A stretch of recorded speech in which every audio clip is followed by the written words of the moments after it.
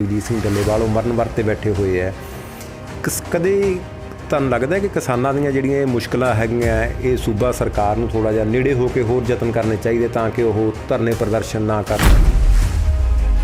ਸਰਕਾਰ ਦਾ ਕੰਮ ਹੀ ਲੋਕਾਂ ਦੀ ਮਰਜ਼ੀ ਨੂੰ ਮੈਨੀਫੈਸਟ ਕਰਨਾ ਜੀ, ਇਹ ਸਰਕਾਰ ਦਾ ਕੰਮ ਹੁੰਦਾ। ਤੁਸੀਂ ਇਸ ਮਾਮਲੇ ਦੇ ਵਿੱਚ ਚੰਗੀ ਪਹਿਲ ਕਦਮੀ ਕੀਤੀ ਹੈ। ਹੁਣ ਤੱਕ ਜਿਹੜੀ ਤੁਸੀਂ ਪਹਿਲ ਕਦਮੀ ਕੀਤੀ ਹੈ, ਕਿੰਨੇ ਕਿਸਾਨ ਤੁਹਾਡੇ ਇਸ ਦੀ ਅਪੀਲ ਦਾ ਹੁੰਗਾਰਾ ਭਰਿਆ? ਮੈਨੂੰ ਪਤਾ, ਅਸੀਂ ਵਿਚਰਦੇ ਰਹੇ ਹਾਂ ਪਿਛਲੇ 10-15 ਸਾਲਾਂ ਤੋਂ ਕਿਸਾਨਾਂ ਨਾਲ, ਕਿਸਾਨੀ ਦੀਆਂ ਸਮੱਸਿਆਵਾਂ ਨਾਲ, ਕਿਸਾਨੀ ਨੂੰ ਕਿਵੇਂ ਤਕੜਿਆ ਕੀਤਾ ਜਾ ਸਕਦਾ। ਤੇ ਬਹੁਤ ਸਾਰੇ ਕਿਸਾਨ ਪੰਜਾਬ ਦੇ ਵਿੱਚ ਹੀ ਹੈਗੇ ਆ ਜਿਨ੍ਹਾਂ ਨੇ ਕਦੇ ਵੀ ਅੱਗ ਨਹੀਂ ਲਾਈ, ਨਾ ਕਣਕ ਦੇ ਨਾੜ ਨੂੰ ਨਾ ਪਰਾਲੀ। ਗਾਲਾਂ ਕੱਢੀ ਜਾਂਦੇ ਤੇ ਸਾਰਿਆਂ ਨੂੰ ਕੱਢਦੇ ਆ, ਤੇ ਜਿਹੜੇ ਮਤਲਬ ਜਿਨ੍ਹਾਂ ਨੇ ਰਿਸਕ ਲੈ ਕੇ 10-15 ਸਾਲਾਂ ਤੋਂ ਕਦੇ ਅੱਗ ਨਹੀਂ ਲਾਈ, ਤੇ ਉਹਨਾਂ ਦੀ ਰੈਕਗਨੀਸ਼ਨ ਵੀ ਹੋਣੀ ਚਾਹੀਦੀ ਹੈ। ਔਰ ਉਹ ਕਿਸ ਤਰ੍ਹਾਂ ਕਰਦੇ ਉਹ ਦੂਜਿਆਂ ਨੂੰ ਪਤਾ ਵੀ ਲੱਗਣਾ ਚਾਹੀਦਾ। 1000 ਦੇ ਕਰੀਬ ਤਾਂ ਅਸੀਂ ਆਇਡੈਂਟੀਫਾਈ ਕਰ ਚੁੱਕੇ ਹਾਂ ਜਿਹੜੇ ਕਿਸਾਨ ਨੇ ਜਿਨ੍ਹਾਂ ਨੇ ਕਦੇ ਅੱਗ ਨਹੀਂ ਲਾਈ, ਔਰ ਮਤਲਬ ਕਦੇ ਉਹਨਾਂ ਦਾ ਨੁਕਸਾਨ ਨਹੀਂ ਹੋਇਆ, ਫਾਈਨੈਂਸ਼ੀਅਲ ਨੁਕਸਾਨ ਕਦੇ ਨਹੀਂ ਹੋਇਆ। ਸਤਿ ਸ਼੍ਰੀ ਅਕਾਲ ਜੀ, ਤੁਸੀਂ ਦੇਖ ਰਹੇ ਹੋ D5 ਚੈਨਲ ਤੇ ਮੈਂ ਤੁਹਾਡੇ ਨਾਲ ਸੁਖਜਿੰਦਰ ਮਾਨ। ਪੰਜਾਬ ਦੇ ਵਿੱਚ ਪਰਾਲੀ ਦਾ ਮੁੱਦਾ ਹਰ ਸਾਲ ਵਿਵਾਦ ਦਾ ਕਾਰਨ ਬਣਦਾ ਹੈ। ਇਸ ਮਾਮਲੇ ਦੇ ਵਿੱਚ ਜਿੱਥੇ ਸੂਬਾ ਸਰਕਾਰ ਦੇ ਵੱਲੋਂ ਕਿਸਾਨਾਂ ਨੂੰ ਕਟਹਿਰੇ ਵਿੱਚ ਖੜਾ ਕੀਤਾ ਜਾਂਦਾ ਹੈ, ਉੱਥੇ ਪੰਜਾਬ ਦੇ ਗਵਾਂਢੀ ਸੂਬਿਆਂ ਵੱਲੋਂ ਇਸ ਮਾਮਲੇ ਦੇ ਵਿੱਚ ਪੰਜਾਬ ਸਰਕਾਰ ਦੇ ਨਾਲ ਕਿਸਾਨਾਂ 'ਤੇ ਉਂਗਲਾਂ ਚੁੱਕੀਆਂ ਜਾਂਦੀਆਂ।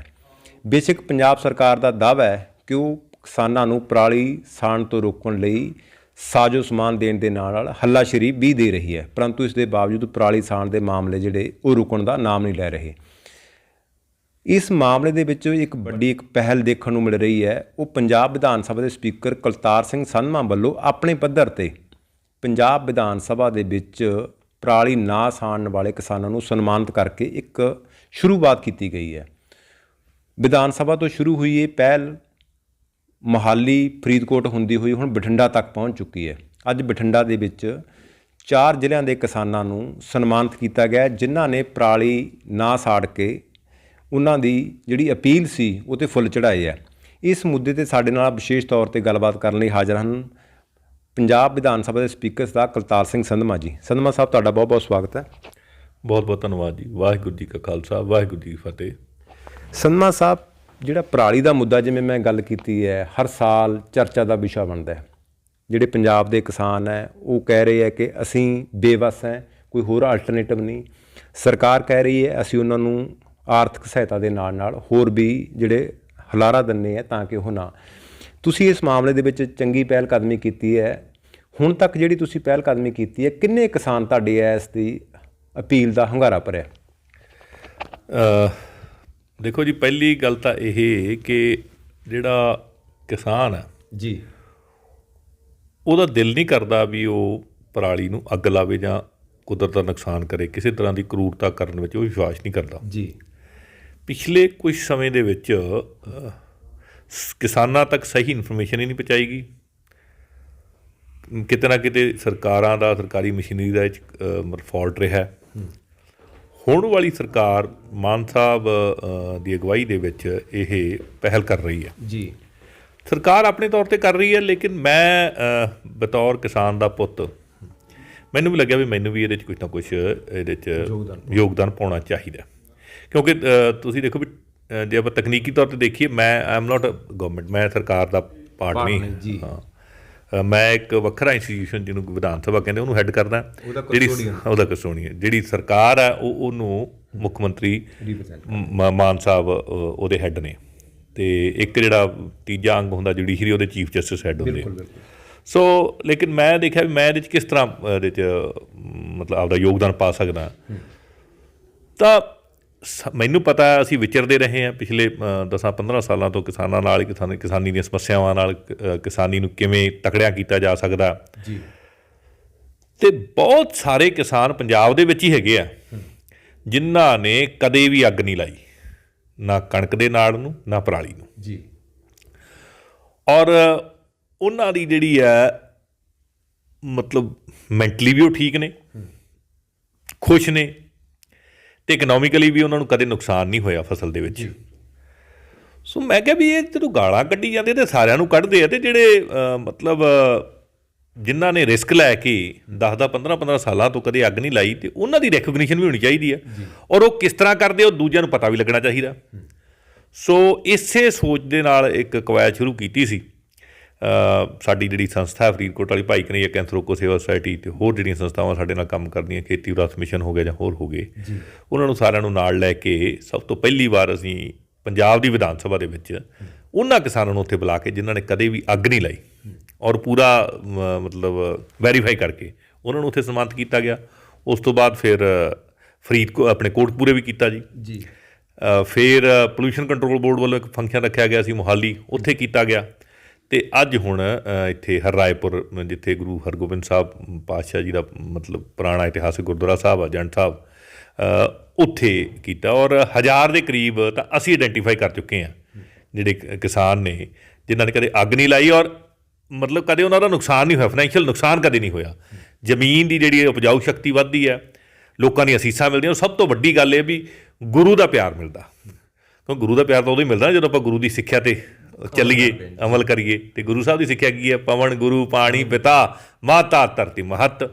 ਸੋ ਗੁਰੂ ਦਾ ਪਿਆਰ ਵੀ ਜਿਹਨਾਂ ਨੂੰ ਮਿਲਦਾ, ਸੋ ਉਹਨਾਂ ਦੇ ਚਰਨ ਪਰਸਣ ਵਾਸਤੇ ਅੱਜ ਇੱਥੇ ਹਰਰਾਏਪੁਰ ਜਿਹੜਾ ਰੱਖਿਆ ਸੀ ਪ੍ਰੋਗਰਾਮ, ਔਰ ਬੜਾ ਸਕਸੈਸਫੁਲ ਪ੍ਰੋਗਰਾਮ ਹੋਇਆ। ਇਹਦੇ 'ਚ ਇੱਥੋਂ ਦੇ ਐਡਮਿਨਿਸਟ੍ਰੇਸ਼ਨ ਵੀ ਸਾਰੀ ਬੁਲਾਈ ਸੀ, ਡਿਪਟੀ ਕਮਿਸ਼ਨਰ ਸੀ, ਸਾਰੇ ਹੋਰ ਜਿਹੜੇ ਐਗਰੀਕਲਚਰ ਡਿਪਾਰਟਮੈਂਟ ਦੇ ਅਫਸਰ ਸੀਗੇ, ਔਰ ਜਿਹੜੇ ਫੋਰੈਸਟਰੀ ਨਾਲ ਸੰਬੰਧਿਤ ਅਫਸਰ ਸਾਹਿਬਾਨ, ਉਹ ਵੀ ਸਾਰੇ ਉੱਥੇ ਅੱਜ ਹਾਜ਼ਰ ਆਏ ਸੀ ਜੀ।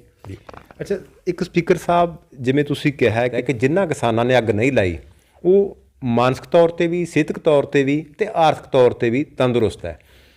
ਪਰ ਇੱਥੇ ਜਿਹੜੇ ਕਿਸਾਨਾਂ ਦਾ ਮੁੱਦਾ ਹਰ ਸਾਲ ਬਣਦਾ ਹੈ ਕਿ ਪਰਾਲੀ ਨੂੰ ਧਰਤੀ ਦੇ ਵਿੱਚ ਗਾਲਣ ਦੇ ਲਈ ਜਾਂ ਉਸ ਨੂੰ ਸੈੱਟ ਕਰਨ ਦੇ ਲਈ ਉਹਨਾਂ ਨੂੰ ਆਰਥਿਕ ਤੌਰ 'ਤੇ ਨੁਕਸਾਨ ਹੁੰਦਾ ਹੈ। ਇਹ ਕਿਸਾਨਾਂ ਦਾ ਜਾਂ ਕਿਸਾਨ ਆਗੂਆਂ ਦਾ ਮੰਨਣਾ ਹੈ ਜਾਂ ਕਹਿਣਾ, ਉਹਨਾਂ ਦਾ ਹਰ ਵਾਰ ਕਹਿਣਾ। ਉਹਦੇ ਲਈ ਉਹ ਕਹਿੰਦੇ ਵੀ ਸਾਨੂੰ ਐਕਸਟਰਾ ਪੈਸੇ ਜਿਹੜੇ ਹੈਗੇ ਆਪਣੀ ਜੇਬ ਦੇ ਵਿੱਚੋਂ ਲਾਉਣੇ ਪੈਂਦੇ ਹੈ ਜੇ ਨਹੀਂ ਜਲਾਉਂਦੇ ਪਰਾਲੀ ਅਸੀਂ। ਤੁਸੀਂ ਹੁਣ ਤੱਕ ਜਿਵੇਂ ਦੱਸਿਆ ਕਿ ਬੜਾ ਡੂੰਘਾਈ ਦੇ ਨਾਲ ਜਾ ਕੇ ਕਿਸਾਨਾਂ ਨਾਲ ਵੈਰੀਫਾਈ ਕਰਕੇ ਜਿਨ੍ਹਾਂ ਨੇ ਨਹੀਂ ਪਰਾਲੀ ਜਲਾਈ ਉਹਨਾਂ ਨੂੰ ਤੁਸੀਂ ਉਤਸ਼ਾਹਿਤ ਕੀਤਾ ਹੈ। ਸੁਣ ਲੱਗਦਾ ਹੈ ਕਿ ਕਿਸਾਨਾਂ ਨੂੰ ਜਿਹੜੀ ਪਰਾਲੀ ਨੂੰ ਆਪਦੀ ਉਹ ਗਾਲਣ ਵਾਸਤੇ ਜਾਂ ਉਹ ਬੀਜਣ ਵਾਸਤੇ ਕੋਈ ਐਕਸਟਰਾ ਪੈਸੇ ਦੇਣੇ ਪੈਂਦੇ ਆ ਜਾਂ ਉਹਨਾਂ ਦੀ ਜੇਬ ਦੇ ਵਿੱਚੋਂ ਭਾਰ ਪੈਂਦਾ? ਦੇਖੋ, ਇਹ ਜਿਸ ਹਿਸਾਬ ਨਾਲ ਹੁਣ ਚੱਲ ਰਿਹਾ ਕੰਮ, ਉਸ ਹਿਸਾਬ ਨਾਲ ਤਾਂ ਕਿਸਾਨ ਠੀਕ ਹੈ, ਸਹੀ ਹੈ, ਉਹਨਾਂ ਦਾ ਵੱਧ ਖਰਚਾ ਹੁੰਦਾ ਜੀ। ਪਰ ਜਿਹੜੀ ਟੈਕਨੀਕ ਦੇ ਨਾਲ ਜਿਨ੍ਹਾਂ ਕਿਸਾਨਾਂ ਨੂੰ ਅਸੀਂ ਔਨਰ ਕੀਤਾ ਹੈ ਜੀ, ਉਸ ਟੈਕਨੀਕ ਦੇ ਨਾਲ ਤਾਂ ਕਰੋ, ਤਾਂ ਉਹਦਾ ਤਾਂ 400-450 ਰੁਪਈਆ ਕਿੱਲੇ ਮਗਰ ਖਰਚਾ ਆਉਂਦਾ ਸਾਰਾ ਜੀ। ਉਹ ਕਿਹੜੀ ਟੈਕਨੀਕ? ਸਾਰਾ ਤੁਸੀਂ ਦੇਖੋ, ਤੁਸੀਂ ਚਹਿਲੀ ਜਾਓ ਆਪਣੇ ਪਿੰਡ 'ਚ ਚਹਿਲੀ, ਉੱਥੇ ਕਿਸਾਨ ਕੋਲ 9 ਕਨਾਲਾਂ, ਸਿਰਫ 9 ਕਨਾਲਾਂ। ਉਹ ਕੀ ਕਰਦਾ? ਉਹ ਮਲਚਿੰਗ ਕਰਦਾ, ਸਾਰੀ ਜਿਹੜੀ ਪਰਾਲੀ ਆ ਉਹਨੂੰ ਮਤਲਬ ਪੈਲੀ ਦੇ ਵਿੱਚ ਉੱਥੇ ਖਿਲਾਰ ਦਿੰਦਾ, ਅਤੇ ਛਿੱਟੇ ਨਾਲ ਫਿਰ ਉੱਥੇ ਉਹ ਕਣਕ ਬੀਜਦਾ। ਔਰ ਪਿਛਲੇ 3 ਸਾਲ ਤੋਂ ਲਗਾਤਾਰ ਬੀਜ ਰਿਹਾ। ਉਹ ਕਹਿੰਦਾ ਮੇਰੀ ਗੁਆਂਢੀਆਂ ਨਾਲੋਂ ਜਿਹੜੇ ਅੱਗ ਲਾ ਕੇ ਕਰਦੇ ਆ ਉਹਨਾਂ ਨਾਲੋਂ ਮੇਰਾ ਝਾੜ ਜ਼ਿਆਦਾ ਹੈ, ਹਰ ਵਾਰ ਜ਼ਿਆਦਾ ਹੈ। ਸੋ ਇਸ ਤਰ੍ਹਾਂ ਦੀ ਜਿਹੜੀ ਐਗਜ਼ਾਮਪਲ ਆ, ਉਹਦੀ ਟੈਕਨੀਕ ਨੂੰ ਲੋਕਾਂ 'ਤੇ ਲਿਆਇਆ ਜਾਵੇ। ਸਰਕਾਰ ਦਾ ਕੰਮ ਇਹ ਹੈ।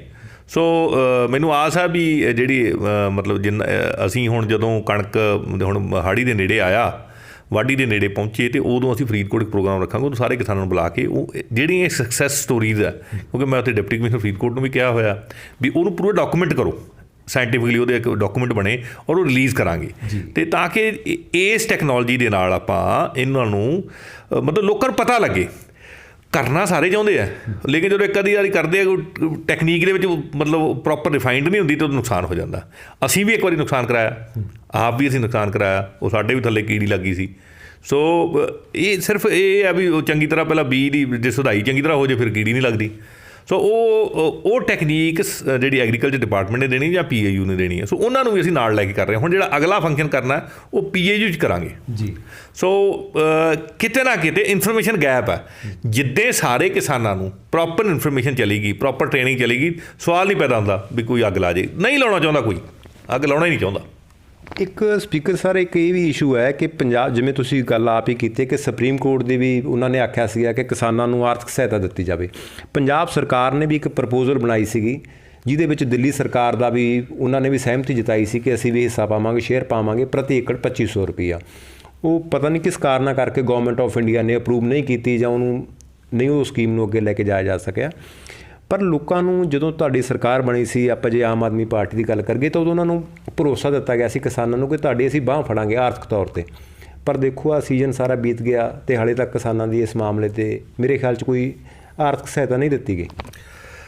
ਨਹੀਂ, ਮੁਆਵਜ਼ੇ ਤਾਂ ਕਾਫੀ ਦਿੱਤੇ ਆ ਸਰਕਾਰ ਨੇ। ਬਾਕੀ ਡਿਟੇਲ ਲੈ ਲਾਂਗੇ ਵੀ ਕਿੱਥੇ ਕੋਈ ਕਮੀ ਰਹੀ ਹੈ। ਵੈਸੇ ਵੱਧ ਡਿਟੇਲ ਤਾਂ ਇਹ ਖੇਤੀਬਾੜੀ ਮੰਤਰੀ ਸਾਹਿਬ ਹੀ ਦੱਸ ਸਕਦੇ ਆ ਜਾਂ ਸੰਬੰਧਿਤ ਡਿਪਾਰਟਮੈਂਟ ਦੇ ਅਫਸਰ ਦੱਸ ਸਕਦੇ ਆ। ਮੈਂ ਤੁਹਾਨੂੰ ਸ਼ੁਰੂ 'ਚ ਦੱਸਿਆ ਵੀ ਮੇਰਾ ਇਹ ਕੰਮ ਨਹੀਂ ਹੈ ਜੀ। ਮੇਰਾ ਕੰਮ ਤਾਂ ਸਿਰਫ ਵਿਧਾਨ ਸਭਾ ਦੇ ਵਿੱਚ ਉੱਥੇ ਡਿਸਕਸ਼ਨਾਂ ਕਰਾਉਣੀਆਂ, ਉੱਥੇ ਜਿਹੜਾ ਕੋਈ ਕਾਨੂੰਨ ਆਉਂਦਾ ਉਹ ਕਰਨਾ, ਜਾਂ ਕੋਈ ਸਰਕਾਰ ਤੋਂ ਇਨਫੋਰਮੇਸ਼ਨ ਲੈਣੀ ਹੈ ਉਹ ਮੈਂ ਮੰਗ ਸਕਦਾ। ਸੋ ਆਪਾਂ ਪਤਾ ਕਰ ਲਾਂਗੇ ਜੀ ਕਿੱਥੇ ਕਿੱਥੇ ਕੋਈ ਕਮੀ ਰਹੀ ਹੈ। ਹਾਂ, ਜਿਹੜੀਆਂ ਸਕਸੈਸ ਸਟੋਰੀਆਂ ਸਾਡੇ ਸਾਹਮਣੇ ਆਉਂਦੀਆਂ ਉਹ ਲੋਕਾਂ ਤੱਕ ਪਹੁੰਚਾਈਏ, ਉਹਨਾਂ ਦੀ ਟੈਕਨੀਕ ਪਹੁੰਚਾਈਏ ਤਾਂ ਕਿ ਉਹਨਾਂ ਨੂੰ ਐਮੂਲੇਟ ਕੀਤਾ ਜਾ ਸਕੇ, ਉਹਨਾਂ ਅਨੁਸਾਰ ਹੋਰ ਵੀ ਲੋਕਾਂ ਨੂੰ ਫਾਇਦਾ ਹੋਵੇ। ਉਸ ਕੰਮ ਮੈਂ ਲੱਗਿਆ ਹੋਇਆ। ਅੱਛਾ, ਇੱਕ ਸਰ ਥੋੜ੍ਹਾ ਜਿਹਾ ਮੈਨੂੰ ਪਤਾ ਹੈ ਕਿ ਤੁਹਾਡਾ ਇਹ ਜਿਹੜੀ ਕਾਰਜਕਾਰੀ ਸ਼ਕਤੀ ਉਹ ਮੁੱਖ ਮੰਤਰੀ ਜਾਂ ਮਿਨਿਸਟਰਸ ਕੋਲੇ ਹੁੰਦੀ ਹੈ, ਤੁਹਾਡਾ ਵਿਧਾਨ ਸਭਾ ਨਾਲ ਸੰਬੰਧਿਤ ਹੈ, ਪਰੰਤੂ ਇੱਕ ਪਾਰਟੀ ਨੇ, ਜਿਵੇਂ ਮੈਂ ਪਹਿਲਾਂ ਗੱਲ ਕੀਤੀ ਕਿ ਕਿਸਾਨਾਂ ਦੇ ਮੁੱਦੇ ਸੀਗੇ ਜਿਹੜੇ ਵਿਧਾਨ ਸਭਾ ਚੋਣਾਂ ਤੋਂ ਪਹਿਲਾਂ ਪਾਰਟੀ ਨੇ ਉਹਨਾਂ ਨੂੰ ਭਰੋਸਾ ਦਿੱਤਾ ਸੀਗਾ ਕਿ ਉਹ ਹੋਵਾਂਗੇ। ਪਰ ਹੁਣ ਫਿਰ ਦੇਖੋ ਕਿ ਕਿਸਾਨਾਂ ਨੇ ਧਰਨਾ ਜਿਹੜਾ 5-4 ਥਾਂ 'ਤੇ ਪੰਜਾਬ ਦੇ ਵਿੱਚ ਚੱਲ ਰਹੇ ਹੈ, ਕਿਸਾਨ ਆਗੂ ਇੱਕ ਜਗਜੀਤ ਸਿੰਘ ਡੱਲੇਵਾਲ ਉਹ ਮਰਨ ਵਰਤ 'ਤੇ ਬੈਠੇ ਹੋਏ ਹੈ। ਕਦੇ ਤੁਹਾਨੂੰ ਲੱਗਦਾ ਕਿ ਕਿਸਾਨਾਂ ਦੀਆਂ ਜਿਹੜੀਆਂ ਇਹ ਮੁਸ਼ਕਿਲਾਂ ਹੈਗੀਆਂ ਇਹ ਸੂਬਾ ਸਰਕਾਰ ਨੂੰ ਥੋੜ੍ਹਾ ਜਿਹਾ ਨੇੜੇ ਹੋ ਕੇ ਹੋਰ ਯਤਨ ਕਰਨੇ ਚਾਹੀਦੇ ਤਾਂ ਕਿ ਉਹ ਧਰਨੇ ਪ੍ਰਦਰਸ਼ਨ ਨਾ ਕਰਨ? ਦੇਖੋ ਜੀ, ਇਹ ਤਾਂ ਸਿਰ ਜੋੜ ਕੇ ਬਹਿਣਾ ਪੈਣਾ ਹੀ ਆ। ਧਰਨੇ ਪ੍ਰਦਰਸ਼ਨਾਂ ਨੂੰ ਵੀ ਥੋੜ੍ਹਾ ਜਿਹਾ ਆਪਾਂ ਨੂੰ ਲਿਮਿਟ ਕਰਨਾ ਚਾਹੀਦਾ ਅਤੇ ਸਰਕਾਰ ਨੂੰ ਵੀ ਗੱਲਬਾਤ ਸੁਣਨੀ ਚਾਹੀਦੀ ਹੈ, ਕਿਉਂਕਿ ਸਰਕਾਰ ਦਾ ਕੰਮ ਹੀ ਲੋਕਾਂ ਦੀ ਮਰਜ਼ੀ ਨੂੰ ਮੈਨੀਫੈਸਟ ਕਰਨਾ ਜੀ। ਇਹ ਸਰਕਾਰ ਦਾ ਕੰਮ ਹੁੰਦਾ। ਜੋ ਲੋਕ ਚਾਹੁੰਦੇ ਆ ਉਹ ਕਰਨਾ ਹੁੰਦਾ ਸਰਕਾਰ ਨੇ, ਉਹਨੂੰ ਤਰੀਕੇ ਦੇ ਨਾਲ ਕਰਨਾ ਹੁੰਦਾ ਤਾਂ ਕਿ ਜੇ ਇੱਕ ਸੈਕਸ਼ਨ ਦਾ ਕੋਈ ਫਾਇਦਾ ਕਰਨਾ ਦੂਜੇ ਦਾ ਨੁਕਸਾਨ ਨਾ ਹੋਵੇ, ਉਹਨੂੰ ਬੈਲੈਂਸ ਕਰਕੇ ਚਲਾਉਣਾ ਹੁੰਦਾ। ਸੋ ਬੈਲੈਂਸ ਤਾਂ ਹੁੰਦਾ ਜਦੋਂ ਆਪਾਂ ਇੱਕ ਦੂਜੇ ਨਾਲ ਵਿਚਾਰਾਂ ਦੀ ਸਾਂਝ ਪਾਉਣੇ ਆ, ਸਿਰ ਜੋੜ ਕੇ ਬੈਠਦੇ ਹਾਂ। ਸੋ ਇਹ ਆਪਾਂ, ਮੇਰਾ ਖਿਆਲ ਆ ਵੀ ਮੁੱਖ ਮੰਤਰੀ ਸਾਹਿਬ ਵੀ ਇਹਦੇ ਲਈ ਪੂਰੇ ਸੁਹਿਰਦ ਨੇ। ਕਾਫੀ ਸਾਰੀਆਂ ਮੀਟਿੰਗਾਂ ਵੀ ਉਹਨਾਂ ਨੇ ਪਿੱਛੇ ਕਿਸਾਨ ਯੂਨੀਅਨਾਂ ਨਾਲ ਕੀਤੀਆਂ ਅਤੇ ਮੈਂ ਉਹਨਾਂ ਨੂੰ ਹੋਰ ਵੀ ਦਰਖਾਸਤ ਕਰੂੰਗਾ, ਬੇਨਤੀ ਕਰੂੰਗਾ ਵੀ ਗੱਲਬਾਤ ਨਾਲ ਸਾਰੇ ਮਸਲੇ ਹੱਲ ਹੋ ਜਾਂਦੇ ਆ, ਇਹ ਵੀ ਹੱਲ ਕਰ ਲਓ। ਕਿਉਂਕਿ ਇੱਕ ਇਸੇ ਮੁੱਦੇ ਨਾਲ ਸੰਬੰਧਿਤ ਲਾਸਟ ਸਵਾਲ ਹੈ ਜੀ ਕਿ ਜਿਹੜਾ ਪੰਜਾਬ ਹੈ ਉਹ ਖੇਤੀ ਪ੍ਰਧਾਨ ਸੂਬਾ ਹੈ। ਪੰਜਾਬ ਦੇ ਕੋਲੇ ਸੰਤਾ ਜਿਹੜੀਆਂ ਨਾ ਮਾਤਰ ਹੈ, ਜਿਹੜਾ ਪਾਣੀ ਹੈ ਉਹ ਵੀ ਧਰਤੀ ਥੱਲੋਂ ਮੁੱਕਦਾ ਜਾ ਰਿਹਾ। ਆਪਾਂ ਝੋਨੇ ਦੀ ਪਰਾਲੀ 'ਤੇ ਜਾਂ ਝੋਨੇ 'ਤੇ ਗੱਲ ਕਰ ਰਹੇ ਹਾਂ, ਉਹ ਪਾਣੀ ਦਿਨੋਂ ਦਿਨ ਜਿਹੜਾ ਥੱਲੇ ਜਾ ਰਿਹਾ, ਪੱਧਰ ਪਾਣੀ ਦਾ ਘਟ ਰਿਹਾ। ਸਾਡੀ ਕੁਆਲਿਟੀ ਜਿਹੜੀ ਲਾਈਫ ਆਫ ਕੁਆਲਿਟੀ ਹੈ, ਜਿਹੜੀ ਪੈਸਟੀਸਾਈਡ ਯੂਜ਼ ਕਰ ਰਹੇ ਹਾਂ, ਤੁਸੀਂ ਇੱਕ ਆਪਣਾ ਖੇਤੀ ਵਿਰਾਸਤ ਮਿਸ਼ਨ ਦਾ ਜਾਂ ਜਿਹੜੇ ਤੁਸੀਂ ਪੁਰਾਣੇ ਵਿਧਾਇਕ ਬਣਨ ਤੋਂ ਪਹਿਲਾਂ ਤੁਸੀਂ ਇੱਕ ਸੰਸਥਾਵਾਂ ਨਾਲ ਜੁੜੇ ਰਹੇ ਹੋ, ਕਈਆਂ ਨਾਲ ਕੁਦਰਤੀ ਜਿਹੜੀ ਖੇਤੀ ਨਾਲ ਤੁਸੀਂ ਜੁੜੇ ਰਹੇ ਹੋ, ਤੁਹਾਨੂੰ ਨਹੀਂ ਲੱਗਦਾ ਕਿ ਪੰਜਾਬ ਦੇ ਵਿੱਚ ਇਸ ਸਮੇਂ ਕੋਈ ਲੋੜ ਹੈ ਕਿ ਖੇਤੀ ਨੂੰ ਇੱਕ ਨਵਾਂ ਮੋੜ ਦਿੱਤਾ ਜਾ ਸਕੇ ਜਿਸ ਦੇ ਨਾਲ ਪੰਜਾਬ ਅਤੇ ਕਿਸਾਨ ਸਾਰੇ ਬਚ ਸਕਣ? ਮੈਂ ਉਹੀ ਤਾਂ ਗੱਲ ਮੈਂ ਕਹਿੰਦਾ ਵੀ ਇਹ ਸਮਝ ਉਹਨਾਂ ਨੂੰ ਲੱਗ ਗਈ ਸੀ ਜਿਹੜੇ ਆਪਣੇ ਅੰਬਾਨੀਆਂ ਅਡਾਨੀਆਂ ਨੂੰ। ਉਹਨਾਂ ਨੇ ਸਾਰਾ ਕੁਝ ਦਾਅ 'ਤੇ ਲਾ ਕੇ ਅਤੇ ਪੰਜਾਬ 'ਚ ਖੇਤੀਬਾੜੀ 'ਤੇ ਕਬਜ਼ਾ ਕਰਨਾ ਸ਼ੁਰੂ ਕੀਤਾ ਸੀ। ਹਾਂ, ਉਹ ਪੰਜਾਬ ਨੇ ਇਕੱਠਿਆਂ ਹੋ ਕੇ ਉਹਨਾਂ ਨੂੰ ਰੋਕਤਾ। ਅਤੇ ਇਹ ਸਾਨੂੰ ਕਿਉਂ ਨਹੀਂ ਲੱਗ ਰਹੀ? ਸਾਨੂੰ ਐਸੀਆਂ ਪਾਲਿਸੀਜ਼ ਬਣਾਉਣੀਆਂ ਚਾਹੀਦੀਆਂ ਕਿ ਐਗਰੋ ਬੇਸਡ ਇੰਡਸਟਰੀ ਲੱਗੇ ਇੱਥੇ। ਜਿਹੜੀਆਂ ਹੁਣ ਮਿਲਟਸ ਹੈ, ਮੋਟੇ ਅਨਾਜ ਹੈ, ਬਿਲਕੁਲ ਕਿੰਨੇ ਉਹ ਤਾਕਤਵਰ ਹੈ। ਪਹਿਲਾਂ ਸਾਡੇ ਲੋਕ ਪਹਿਲਾਂ ਉਹੀ ਖਾਂਦੇ ਸੀ, ਕਣਕ ਤਾਂ ਖਾਂਦੇ ਨਹੀਂ ਸੀ, ਨਾ ਚੌਲ ਖਾਂਦੇ ਸੀ। ਸੋ ਸਾਨੂੰ ਉਹ ਮਹਿੰਗੇ ਵਿਕਦੇ ਆ। ਪਾਣੀ ਵੀ ਮਤਲਬ ਜਿੰਨਾ ਅਸੀਂ 1 ਸਾਲ 'ਚ ਲਾਉਂਦੇ ਉਹ 27 ਸਾਲ ਉਨੇ ਪਾਣੀ 'ਚ ਅਸੀਂ ਫਸਲ ਕਰ ਸਕਦੇ ਹਾਂ। ਬਿਲਕੁਲ ਬਿਲਕੁਲ। ਸੋ ਸਾਨੂੰ ਇਹ ਆਲਟਰਨੇਟਿਵ ਜਿਹੜੇ ਆ ਇਹ ਐਕਸਪਲੋਰ ਕਰਨੇ ਪੈਣਗੇ। ਹਾਂ, ਇਹਦੇ 'ਚ ਕਸੂਰ ਕਿਸਾਨ ਦਾ ਨਹੀਂ, ਕਸੂਰ ਪਾਲਿਸੀ ਦਾ ਅਤੇ ਪਾਲਿਸੀ ਮੇਕਰਸ ਦਾ, ਭਾਵੇਂ ਉਹ ਸਰਕਾਰਾਂ ਹੈ, ਬਿਊਰੋਕਰੈਟਸ ਹੈ ਜਾਂ ਕਾਰਪੋਰੇਸ਼ਨ ਦਾ ਜਿਨ੍ਹਾਂ ਨੇ ਇੱਥੇ ਤੋਂ ਵੱਧ ਮੁਨਾਫਾ ਕਮਾਉਣਾ ਹੁੰਦਾ। ਉਹ ਤੁਸੀਂ ਯਾਰ ਸਾਡੇ ਪੁਰਖੇ ਤਾਂ ਮਤਲਬ ਇਹਨਾਂ ਨੂੰ ਜੋ ਕਹਿ ਦਿਓ ਉਹ ਬੀਜ ਦੇਣਗੇ, ਲੇਕਿਨ ਮਾਰਕੀਟ ਚਾਹੀਦੀ ਹੈ। ਅਸੀਂ ਤਾਂ ਉਹਨਾਂ ਦੇ ਬੱਚੇ ਹੈ ਜਿਹੜੇ ਬੰਦੂਕਾਂ ਬੀਜਦੇ ਰਹੇ ਆ। ਮਤਲਬ ਅਸੀਂ ਤਾਂ ਬੰਦੂਕਾਂ ਵੀ ਉਗਾ ਸਕਦੇ ਹਾਂ, ਕੁਛ ਵੀ ਕਹਿ ਦਿਓ ਅਸੀਂ ਉਗਾ ਸਕਦੇ ਹਾਂ। ਸਾਨੂੰ ਪ੍ਰੋਪਰ ਮਾਰਕੀਟ ਦਿਓ। ਮਤਲਬ ਕੋਈ ਕਿਸਾਨ ਵੱਲੋਂ ਕੋਈ ਕਮੀ ਨਹੀਂ ਹੈ। ਇਹ ਸੰਧਮਾ ਸਾਹਿਬ, ਜਿਵੇਂ ਤੁਸੀਂ ਕਿਹਾ ਹੈ ਕਿ ਉਹਨਾਂ ਨੂੰ ਪ੍ਰੋਪਰ ਜਿਹੜੀ ਗਾਈਡੈਂਸ ਚਾਹੀਦੀ ਹੈ ਜਾਂ ਜਿਹੜਾ ਉਹਨਾਂ ਨੂੰ, ਜਿਵੇਂ ਖੇਤੀ ਵਿਭਿੰਨਤਾ ਜਿਹੜਾ ਮੁੱਦਾ ਹੈਗਾ ਹੈ, ਪੰਜਾਬ ਸਰਕਾਰ ਨੇ ਬੜਾ ਜ਼ੋਰਾਂ ਸ਼ੋਰਾਂ ਨਾਲ ਚੁੱਕਿਆ ਸੀਗਾ, ਇਹ ਤੋਂ ਪਹਿਲਾਂ ਵੀ ਸਰਕਾਰਾਂ ਨੇ ਵੀ। ਤੁਸੀਂ ਹੁਣ ਚਾਹੇ ਸਰਕਾਰ ਦੇ ਵਿੱਚ ਕਾਰਜਕਾਰੀ ਸ਼ਕਤੀ ਦੇ ਵਿੱਚ ਨਹੀਂ ਹੈ, ਪਰ ਵਿਧਾਨ ਸਭਾ ਵਰਗੇ ਅਹਿਮ ਜਿਹੜਾ ਅਹੁਦਾ ਹੈਗਾ ਸਪੀਕਰ ਦਾ, ਉਹਦੇ ਤੋਂ ਤੁਸੀਂ ਸਰਕਾਰ ਨੂੰ ਕਦੇ ਸੁਝਾਅ ਦਿੱਤਾ ਜਾਂ ਦਿਓਗੇ ਕਿ ਜਿਹੜੇ ਖੇਤੀ ਵਿਭਿੰਨਤਾ ਵਾਲਾ ਜੇ ਪੰਜਾਬ ਨੂੰ ਆਪਾਂ ਬਚਾਉਣਾ ਤਾਂ ਖੇਤੀ ਵਿਭਿੰਨਤਾ ਵਾਲੇ ਪਾਸੇ ਆਈਏ ਆਪਾਂ? ਮੈਂ ਤਾਂ ਸਭ ਤੋਂ ਪਹਿਲੀ ਮੀਟਿੰਗ ਵਿਧਾਨ ਸਭਾ 'ਚ ਖੇਤੀਬਾੜੀ 'ਤੇ ਕੀਤੀ ਸੀ ਜੀ, ਜਾਂ ਬੁੱਢੇ ਨਾਲੇ 'ਤੇ ਕੀਤੀ ਸੀ। ਮਤਲਬ ਜਿਹੜੀਆਂ ਵੱਡੀਆਂ ਜਿਹੜੀਆਂ ਹੈਗੀਆਂ, ਮੈਂ ਤਾਂ ਉੱਥੇ ਡਿਸਕਸ਼ਨ ਕਰਾਉਣਾ ਹੀ ਰਹਿੰਦਾ ਔਰ ਪੱਤਰ ਵੀ ਲਿਖਦਾ ਨਾ। ਜਦੋਂ ਮਿਲਦਾ ਮੰਤਰੀ ਸਾਹਿਬਾਨਾਂ ਨੂੰ, ਮਾਨਯੋਗ ਮੁੱਖ ਮੰਤਰੀ ਸਾਹਿਬ ਨੂੰ ਜਾਂ ਅਫਸਰਾਂ ਨੂੰ ਬੁਲਾਉਣਾ, ਉਦੋਂ ਮੇਰੀ ਡਿਸਕਸ਼ਨ ਇਹਨਾਂ ਮੁੱਦਿਆਂ ਤੇ ਹੀ ਹੁੰਦੀ ਹੈ। ਹੁਣ ਜਦੋਂ ਅਸੀਂ ਵੱਖ-ਵੱਖ ਸੁਝਾਅ ਦਿੱਤੇ ਤੇ ਪੰਜਾਬ ਸਰਕਾਰ ਨੇ ਫਸਲੀ ਵਿਭਿੰਨਤਾ ਨੂੰ ਉਤਸ਼ਾਹਿਤ ਕਰਨ ਲਈ ਇਕੱਲੀਆਂ ਗੱਲਾਂ ਨਹੀਂ ਕੀਤੀਆਂ ਜਿਵੇਂ ਪਹਿਲਾਂ ਹੋਈਆਂ, ਇਹਨਾਂ ਨੇ ਧਰਾਤਲ ਤੇ ਕੰਮ ਵੀ ਕੀਤਾ। ਹੁਣ ਅਸੀਂ ਦਾਲਾਂ ਇੰਪੋਰਟ ਕਰਦੇ ਹਾਂ ਬਾਹਰੋਂ, ਅਫਰੀਕਨ ਦੇਸ਼ਾਂ 'ਚੋਂ ਇੰਪੋਰਟ ਕਰਦੇ ਹਾਂ, ਤੇ ਇੱਥੇ ਵੀ ਪੰਜਾਬ ਸਰਕਾਰ ਨੇ ਫਸਲੀ ਵਿਭਿੰਨਤਾ ਨੂੰ ਪ੍ਰੋਤਸਾਹਨ ਕਰਨ ਵਾਸਤੇ ਮੂੰਗੀ ਤੇ MSP ਦਿੱਤੀ। ਸੋ ਮਤਲਬ ਇਹ ਬੜੀ ਵੱਡੀ ਪਹਿਲ ਹੈ। ਤੇ ਇਹ ਤੁਹਾਡੀ ਜਿਹੜੀ ਮੁਹਿੰਮ ਹੈ, ਜਿਵੇਂ ਤੁਸੀਂ ਦੱਸਿਆ PAU ਦੇ ਵਿੱਚ ਹੁਣ ਕਰਾਉਣ ਜਾ ਰਹੇ ਹੋ, ਇਹ ਸੀਜ਼ਨ ਨਾਲ ਖਤਮ ਹੋ ਜੂਗੀ ਜਾਂ ਜਿੰਨਾ ਚਿਰ ਤੁਸੀਂ ਇਹ ਸੌਦੇ ਤੇ ਹੈਗੇ ਉਹ ਕੰਟੀਨਿਊ ਜਾਰੀ ਰਹੇਗੀ? ਗੁਰੂ ਸਾਹਿਬ ਮਿਹਰ ਕਰਨ, ਆਪਾਂ ਤਾਂ ਚੰਗਾ ਕਰਦੇ ਰਹਿਣਾ। ਗੁਰੂ ਤੋਂ ਇਹੀ ਕਹੀਦਾ ਸੱਚਾ ਪਾਤਸ਼ਾਹ ਉਹੀ ਕੰਮ ਕਰਾਈ ਜੋ ਤੈਨੂੰ ਭਾਉਣ, ਜੋ ਨਾ ਭਾਉਣੋਂ ਨਾ ਕਰਾਈ। ਇਹ ਸਨ ਪੰਜਾਬ ਵਿਧਾਨ ਸਭਾ ਦੇ ਸਪੀਕਰ ਕਲਤਾਰ। ਸਤਿ ਸ਼੍ਰੀ ਅਕਾਲ, ਮੈਂ ਤੁਹਾਡਾ ਆਪਣਾ ਧਰਮਿੰਦਰ ਸੰਧੂ। ਖਬਰਾਂ ਦਾ ਸਿਰਾ ਪ੍ਰੋਗਰਾਮ ਜੋ ਤੁਹਾਡਾ ਆਪਣਾ ਪ੍ਰੋਗਰਾਮ ਹੈ, ਉਸ ਨੂੰ ਤੁਸੀਂ ਰੋਜ਼ਾਨਾ ਸਵੇਰੇ ਦੇਖਦੇ ਹੋ, ਪਰ ਇਸ ਪ੍ਰੋਗਰਾਮ ਦੇ ਵਿੱਚ ਹੁਣ ਥੋੜੀ ਜਿਹੀ ਤਬਦੀਲੀ ਆਈ ਹੈ। ਤਬਦੀਲੀ ਸਮੇਂ 'ਚ ਆਈ ਹੈ। ਭਾਰਤੀ ਸਮੇਂ ਦੇ ਮੁਤਾਬਕ ਇਹ ਪ੍ਰੋਗਰਾਮ ਹੁਣ ਤੁਸੀਂ ਸਵੇਰੇ 7 ਵਜੇ ਲਾਈਵ ਦੇਖ ਸਕੋਗੇ। ਯਾਨੀ ਕਿ ਭਾਰਤੀ ਸਮਾਂ ਜਦੋਂ ਭਾਰਤ ਵਿੱਚ 7 ਵੱਜਦੇ ਨੇ ਤਾਂ ਉਦੋਂ ਤੁਸੀਂ ਇਹ ਪ੍ਰੋਗਰਾਮ ਦੇਖ ਸਕੋਗੇ। 7 ਤੋਂ ਲੈ ਕੇ 8 ਵਜੇ ਤੱਕ ਲਾਈਵ ਪ੍ਰੋਗਰਾਮ ਹੋਵੇਗਾ। ਜਿਸ ਤਰ੍ਹਾਂ ਰੋਜ਼ਾਨਾ ਤੁਸੀਂ ਆਪਣੇ ਹਰਮਨ ਪਿਆਰੇ ਪ੍ਰੋਗਰਾਮ ਦੇ ਨਾਲ ਜੁੜਦੇ ਹੋ, ਖਬਰਾਂ ਦਾ ਸਿਰਾ ਪ੍ਰੋਗਰਾਮ ਦਾ ਹਿੱਸਾ ਬਣਦੇ ਹੋ, ਉਸੇ ਤਰ੍ਹਾਂ ਹੀ 7 ਵਜੇ ਤੋਂ ਲੈ ਕੇ 8 ਵਜੇ ਤੱਕ ਵੀ ਤੁਸੀਂ ਰੋਜ਼ਾਨਾ ਜੁੜਨਾ ਹੈ। ਪਹਿਲਾਂ ਇਹ ਪ੍ਰੋਗਰਾਮ 8:30 ਤੋਂ ਲੈ ਕੇ 9:30 ਵਜੇ ਤੱਕ ਭਾਰਤੀ ਸਮੇਂ ਦੇ ਮੁਤਾਬਕ ਪ੍ਰਸਾਰਿਤ ਕੀਤਾ ਜਾਂਦਾ ਸੀ, ਲਾਈਵ ਕੀਤਾ ਜਾਂਦਾ ਸੀ। ਤੇ ਹੁਣ ਜਿਸ ਤਰ੍ਹਾਂ ਦੇ ਨਾਲ ਬਦਲਾਅ ਆਉਂਦੇ ਨੇ, ਮੌਸਮ ਦੇ ਵਿੱਚ ਵੀ ਬਦਲਾਅ ਆਉਂਦੇ ਨੇ, ਉਸੇ ਤਰ੍ਹਾਂ ਅਮਰੀਕਾ ਕੈਨੇਡਾ ਦਾ ਟਾਈਮ ਵੀ ਬਦਲ ਜਾਂਦਾ ਹੈ। ਤਾਂ ਉਹਦੇ ਮੁਤਾਬਕ ਅਸੀਂ ਵੀ ਥੋੜ੍ਹਾ ਜਿਹਾ ਬਦਲਾਅ ਕੀਤਾ ਹੈ। ਭਾਰਤੀ ਸਮਾਂ ਬਦਲ ਦਿੱਤਾ ਗਿਆ। ਭਾਰਤੀ ਸਮੇਂ ਦੇ ਮੁਤਾਬਕ ਇਹ ਪ੍ਰੋਗਰਾਮ ਹੁਣ ਜੋ ਤੁਹਾਡਾ ਆਪਣਾ ਪ੍ਰੋਗਰਾਮ ਹੈ ਖਬਰਾਂ ਦਾ ਸਿਰਾ, ਜਿਹਦਾ ਤੁਸੀਂ ਹਿੱਸਾ ਹੋ, ਪਰਿਵਾਰ ਦਾ ਹਿੱਸਾ ਹੋ D5 ਚੈਨਲ ਪੰਜਾਬੀ ਦੇ, ਉਹ ਪ੍ਰੋਗਰਾਮ ਹੁਣ ਤੁਸੀਂ ਸਵੇਰੇ 7 ਵਜੇ ਤੋਂ ਲੈ ਕੇ 8 ਵਜੇ ਤੱਕ ਲਾਈਵ ਦੇਖੋਗੇ। ਇਹਦੇ ਵਿੱਚ ਤੁਸੀਂ ਕਾਲ ਵੀ ਕਰ ਸਕਦੇ ਹੋ, ਸੁਝਾਅ ਦੇ ਸਕਦੇ ਹੋ, ਆਪਣੇ ਵਿਚਾਰ ਸਾਡੇ ਨਾਲ ਸਾਂਝੇ ਕਰ ਸਕਦੇ ਹੋ, ਤੇ ਆਪਣੇ ਗਲੀ ਮੁਹੱਲੇ, ਹਲਕੇ, ਇਲਾਕੇ ਦਾ ਕੋਈ ਵੀ ਮੁੱਦਾ ਸਾਡੇ ਨਾਲ ਸਿੱਧੇ ਤੌਰ ਦੇ ਉੱਤੇ ਸਾਂਝਾ ਕਰ ਸਕਦੇ ਹੋ। ਤੇ ਇਸ ਪ੍ਰੋਗਰਾਮ ਦੇ ਵਿੱਚ ਉਸੇ ਤਰ੍ਹਾਂ ਹੀ ਗੁਰਨਾਮ ਸਿੰਘ ਕੀਦਾ, ਸੀਨੀਅਰ ਪੱਤਰਕਾਰ, ਤੇ ਸੀਨੀਅਰ ਐਡੀਟਰ ਜਸਪਾਲ ਸਿੰਘ ਢਿੱਲੋਂ ਵੀ ਸ਼ਿਰਕਤ ਕਰਿਆ ਕਰਨਗੇ ਟਾਈਮ ਟੂ ਟਾਈਮ, ਤੇ ਨਾਲ ਹੀ ਮੈਂ ਵੀ ਤੁਹਾਡੇ ਨਾਲ ਹਾਜ਼ਰ ਹੋਇਆ ਕਰਾਂਗਾ। ਤੇ ਰੋਜ਼ਾਨਾ ਤੁਸੀਂ ਹੁਣ ਪ੍ਰੋਗਰਾਮ ਦੇਖਣਾ ਹੈ ਭਾਰਤੀ ਸਮੇਂ ਦੇ ਮੁਤਾਬਕ ਸਵੇਰੇ 7 ਤੋਂ ਲੈ ਕੇ 8 ਵਜੇ ਤੱਕ। 7 ਤੋਂ ਲੈ ਕੇ 8 ਵਜੇ ਤੱਕ ਭਾਰਤੀ ਸਮੇਂ ਮੁਤਾਬਕ ਅਸੀਂ ਤੁਹਾਡੇ ਨਾਲ ਰੋਜ਼ਾਨਾ ਰੂਬਰੂ ਹੋਇਆ ਕਰਾਂਗੇ ਤੁਹਾਡੇ ਆਪਣੇ ਹਰਮਨ ਪਿਆਰੇ ਪ੍ਰੋਗਰਾਮ ਖਬਰਾਂ ਦੇ ਸਿਰੇ ਦੇ ਵਿੱਚ।